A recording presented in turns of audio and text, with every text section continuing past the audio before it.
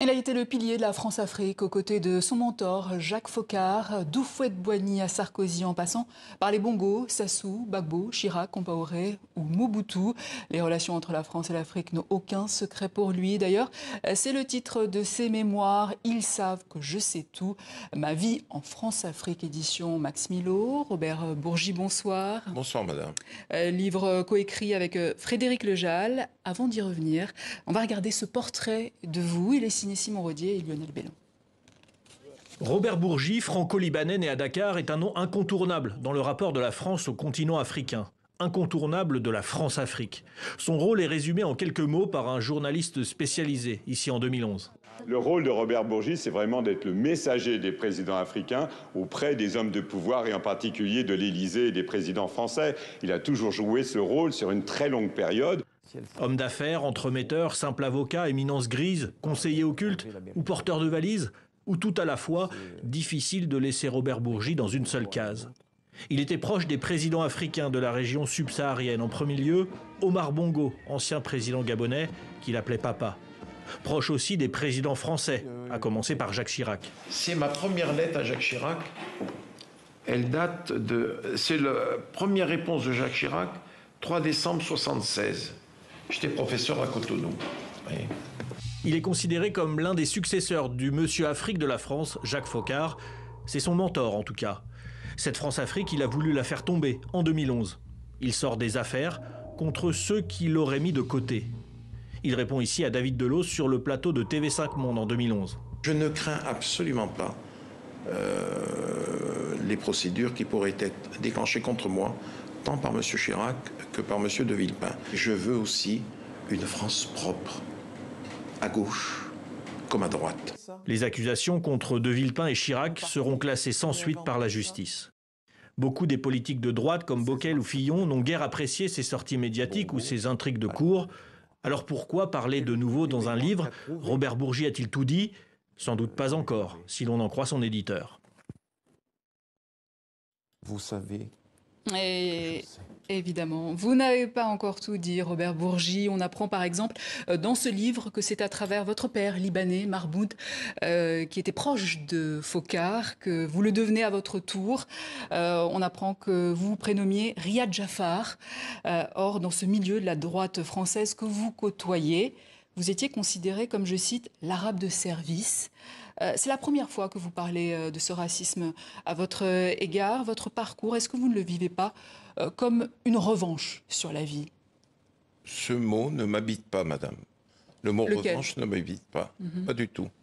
J'ai voulu raconter l'histoire de ma vie, qui a commencé avec ce pauvre Libanais qui est arrivé au début du XXe siècle à Dakar, un paysan venu du sud Liban, musulman chiite, et qui a fait sa vie, qui a grandi, qui a fait sa popularité, sa grandeur, son éminence, qui est devenu l'ami des grands, l'ami de Lamine Gueye, l'ami de Galandou Diouf, l'ami des grands chefs religieux, l'ami du général, l'ami de M. Foccart et de tous les gouverneurs qui se sont succédés au Sénégal.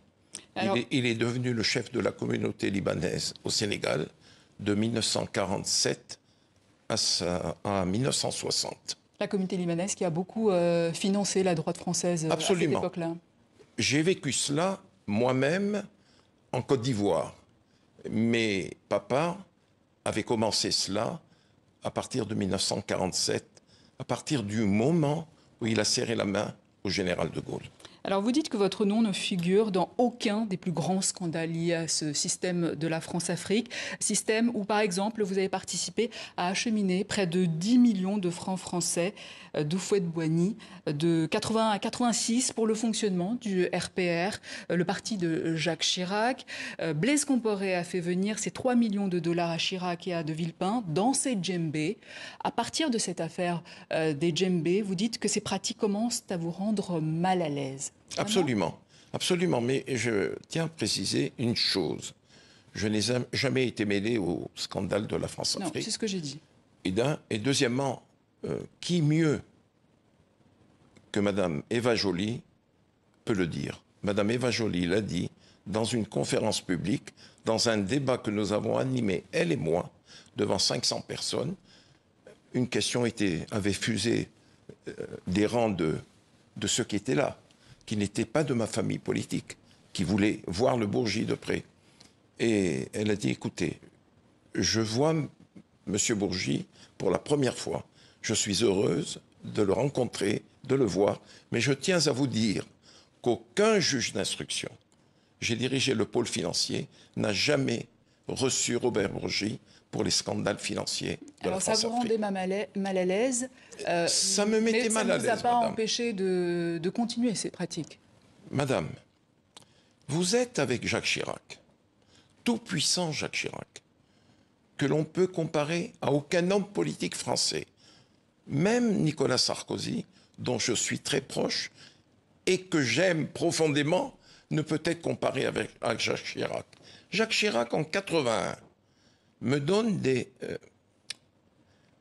il me confie des missions de première importance. D'abord, il me fait rentrer au Club 89, son think tank politique, qui était présidé par Aurillac, avec Juppé, avec Toubon. Bon, il était le président d'honneur. Il me fait nommer délégué national du Club 89 pour tous les pays en développement. Et à partir de ce moment-là, dans le bureau de Chirac à la mairie de Paris, il y avait M. Focard, M. Chirac et moi-même. Il me dit, Robert, Jacques Focard m'a dit ce que faisait votre père du temps du général et de M. Pompidou.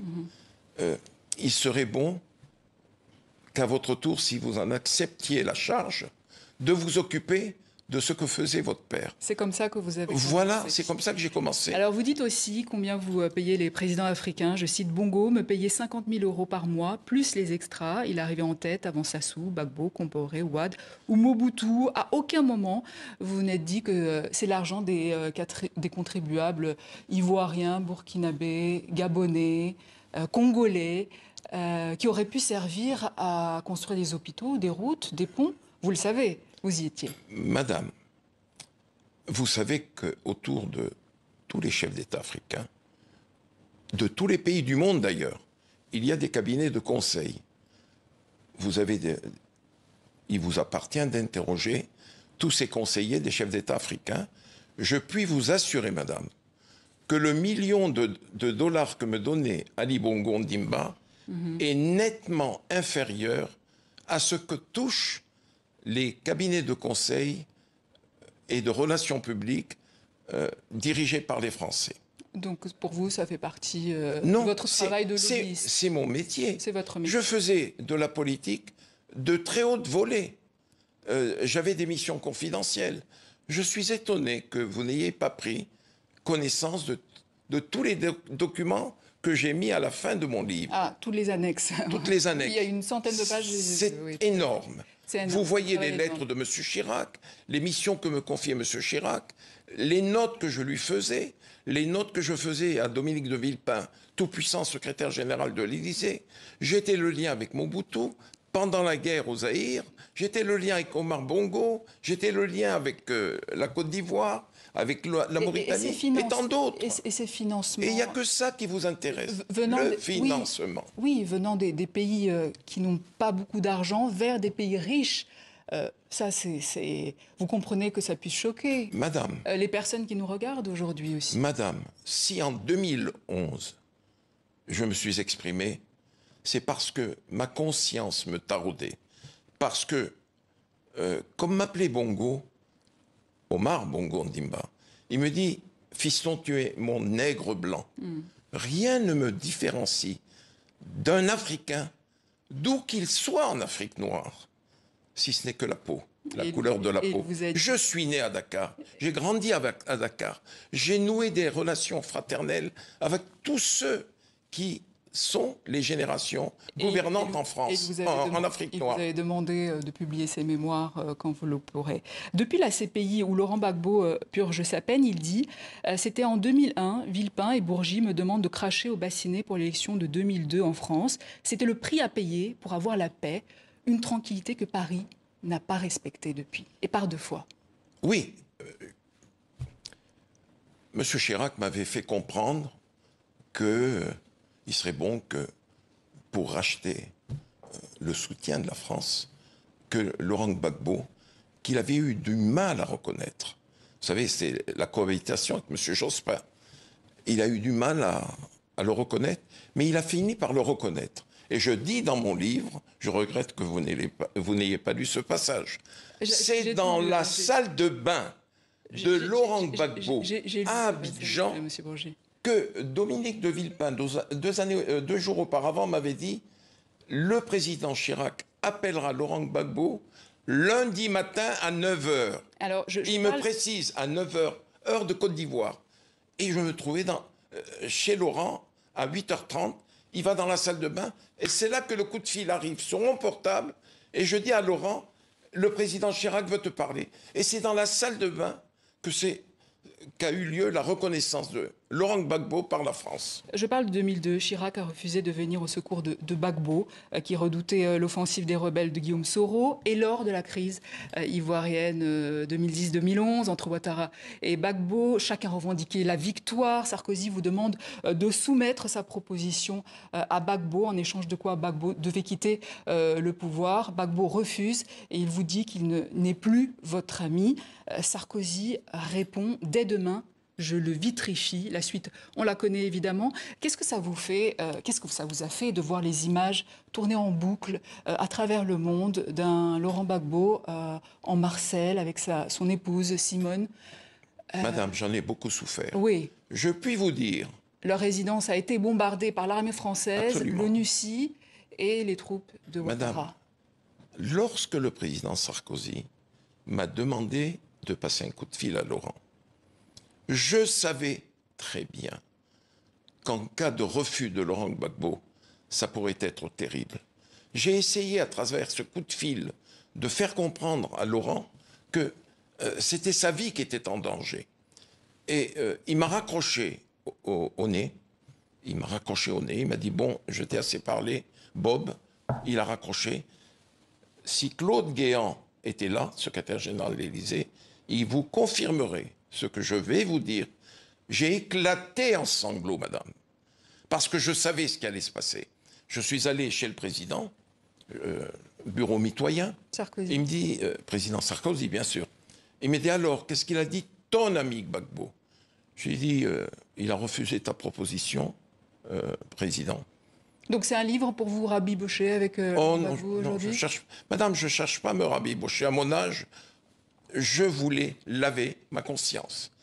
Ce sentiment de culpabilité m'habite depuis la chute de Laurent, parce que je l'ai vécu. J'ai essayé d'attirer son attention. Il y a eu un événement. J'ai voulu, moi, empêcher Laurent Gbagbo de venir à Marcoussis pour les accords de Marcoussis. J'ai eu Eugène Alou, son homme de confiance, directeur du protocole, à mon cabinet. Je lui ai dit, Eugène, Laurent est encore à Abidjan. J'ai assisté à des réunions avec Dominique, avec le président. Attention, il ne faut pas que Laurent vienne. Interrogez Eugène Alou, il vous confirmera ce que je dis. Je lui ai dit, appelle-le en langue. Dis-lui en langue de ne pas venir. Laurent lui a dit, tu dis à Robert que je viens. Le courage m'habite, je viens. Et c'est là que Dominique de Villepin, Marcoussis, lui dit, je vais te tordre le bras. C'est inacceptable. Monsieur Bourgi, autre chose étonnante, on n'a plus que quelques minutes. Oui. On découvre dans ce livre votre proximité avec le patron du Canard enchaîné, Claude Angély, à qui vous avez donné pas mal d'informations. Je pense par exemple à l'affaire de l'appartement d'Alain Juppé en 95. Mais alors, les diamants de Bokassa, c'est vous aussi? Oh non, pas du tout. Pas du tout. J'ai connu Claude après 81. J'en ai été très proche. À 20 h, je lui parlais. J'ai passé 1 heure au téléphone avec lui. Mais vous oubliez une chose, madame. Je suis le témoin de mariage de Claude Angély avec Stéphanie Meignet. Donc Bokassa, c'est pas vous. Est-ce que vous direz, monsieur Bourgi, que la France-Afrique est finie aujourd'hui? Pour ma part, il est fini. Pour ce qui me concerne. Pour ce qui me concerne. Et j'assiste simplement, impuissant et triste, au déclin de la France en Afrique. Et tout ça à cause de l'arrogance de notre pays vis-à-vis des chefs d'État africains. Et aussi au manque de connaisseurs, au manque de contact avec les élites africaines et avec la jeunesse africaine. Madame, au moment où le Sénégal brûlait, en 2021, 22, 23, je me promenais, moi, dans la Bindina, où toutes les enseignes françaises brûlaient. Quand les jeunes manifestants me voyaient, « Ah, c'est tonton Bourgi, c'est le doyen Bourgi, grand-père ». Maintenant, je suis grand-père pour eux. Voilà, merci. Ça c'est la satisfaction que j'en tire. Merci Robert Bourgi. Je rappelle le titre de votre livre, coécrit avec Frédéric Lejal, « Ils savent que je sais tout, ma vie en France-Afrique » aux éditions Maximilo. Et c'est ainsi que s'achève cette édition. Demain, retrouvez Dominique Chimbakala. À demain.